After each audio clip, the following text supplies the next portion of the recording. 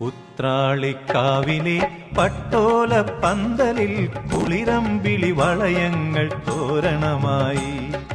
ഉത്രാളിക്കാവിലെ പട്ടോല പന്തലിൽ കുളിരമ്പിളി വളയങ്ങൾ തോരണമായി.